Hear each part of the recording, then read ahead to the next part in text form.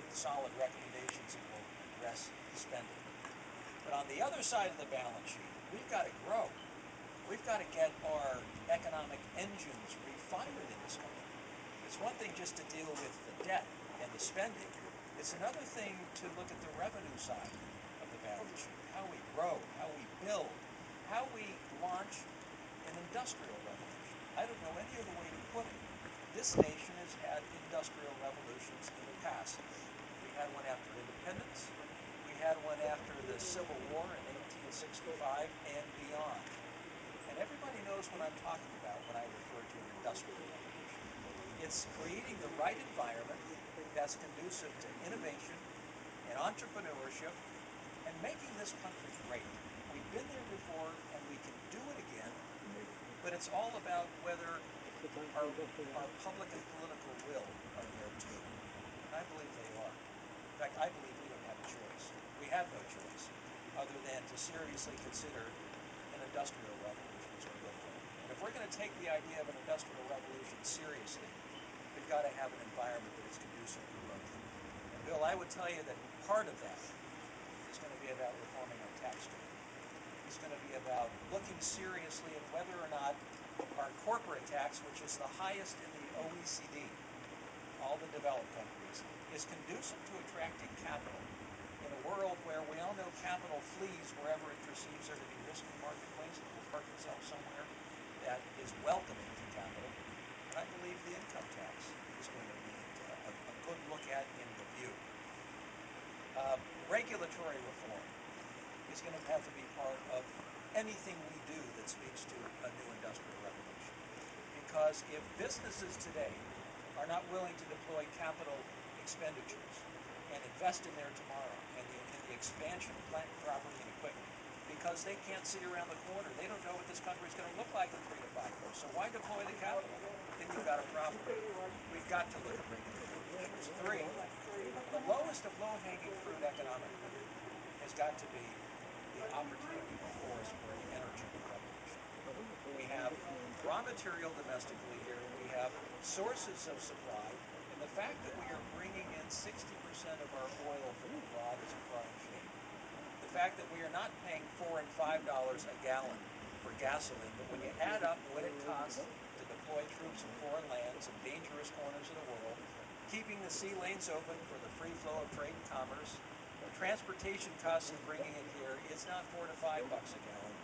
It's more like $13 and $14 a gallon. And taxpayers are footing the bill. So we've got some real opportunities ahead if we want to take the idea of an industrial revolution seriously. It's bringing out the best that this country has produced in generations gone by. We all know that we're capable of doing it. We all know, despite our competitive challenges on the other side of the world where we've lived the last couple of years, they're moving inexorably into the future. They're proud of that direction. Yet for every reason, given who we are as a country and what we have done in the past and what we have before us, all of the raw material that would suggest that we can maintain our preeminence and maintain our position as the greatest nation that ever was, it's up to us. And this election cycle will put before all of us, I do believe, the prospect of a lost decade of growth. If you want a lost decade, you can have a lost decade. But it's up to us. Or do we want to unleash the economic magic that this country has shown the world time and time again, which is completely possible. So as for us, we are in that phase where you kick the tires and have conversations with a whole lot of people. We've done that for the last couple of weeks, and we'll continue doing it for the next couple of weeks. And through it all, I would say sometime in June, we're going to sit down together as a little family, and we're going to kind of digest all of the information that we've received, including the experiences this weekend. I've got to tell you, this experience in New Hampshire has been extraordinary. I mean, you were dropped right in the middle of somebody's neighborhood, right in the middle of somebody's living room, Bill, with the national press there, with the neighbors like you who dropped by, and you were totally exposed. And you either sink or swim. It, I guess, can be the most intimidating experience in the world, or the most exhilarating American experience in the world. And I'm reminded through it all that we do it differently in this country. We do it in a transparent fashion. We do it in an open fashion. We get out develop relationships, and you earn the vote ultimately. That's what New Hampshire is all about. And I couldn't help but reflect on being dropped right in the middle of this open democratic process and thinking where we've been the last 2 years, where you don't show up in somebody's living room, you don't invite the international press, and you don't have these wide-ranging discussions. We forget that this isn't done in other places around the world. This is uniquely American, and it has made this country great. So New Hampshire's contribution to our American democracy is unique and extraordinary. Our American democracy's influence on so many countries abroad has been profoundly important. So I guess you could say all starts here in New Hampshire, and I would be proud of that fact. But finally, let me just end by this. I know you're cold and you probably want to go in, and I want to shake a few more hands and have some additional conversations. I would tell you that, I don't know about you, but I'm a little tired of the divisiveness in this country. I'm a little bit tired of all of us Americans being divided, yelling and screaming and finger pointing. We all want the same thing. We all want a better tomorrow.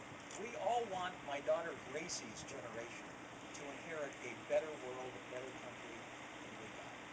And the prospect of them getting something that is worse off, that is waist deep in debt, that has uncertain and unpredictable conflicts abroad that we have no exit strategies for and we can't afford beyond that, is not something that should be acceptable to any of us.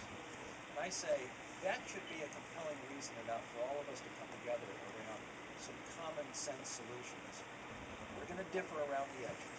We're going to differ on the substance of many of the ideas that are discussed in the 2012 election cycle.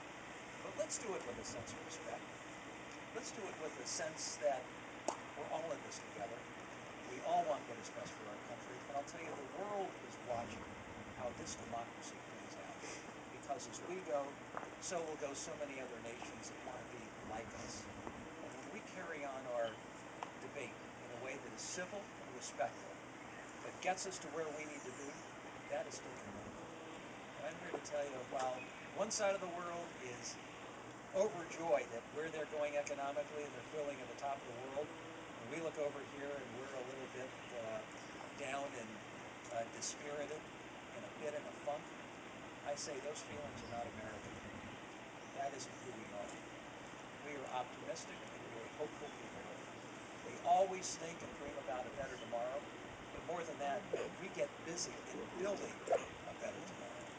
And I think it's totally doable. And as for me, I hope that this election cycle, whether we are in it or not, and Bill will be making that decision soon, I hope this election cycle gets out the issues because we don't have a choice. This election cycle it is a critical period in this nation's history. It is an inflection point that I think all of us are aware of, where issues need to be addressed not 4 years from now, not 8 years from now, but in the next couple of years in terms of where this country is going. It is critically important. I know the role that you play. I respect the role that you play. I hope that in the true New Hampshire tradition, if we decide to make this journey, and I'm feeling pretty good and pretty confident about that, but still we've got to sit down as a family and make that decision. I hope we have the honor of shaking your hand 4, 5, 6, 7 times, coming back, making friends, and doing it the New Hampshire way because it's earned. I understand that. It isn't given, it's earned. And I totally get that part of it. But tonight we start. We thank you for taking your time. Bill and Pat, you're absolutely terrific to make your backyard available. We're grateful to you. Thank you all so very much, and I look forward to now spending a little more time with you. Thank you. Thank you for being with us.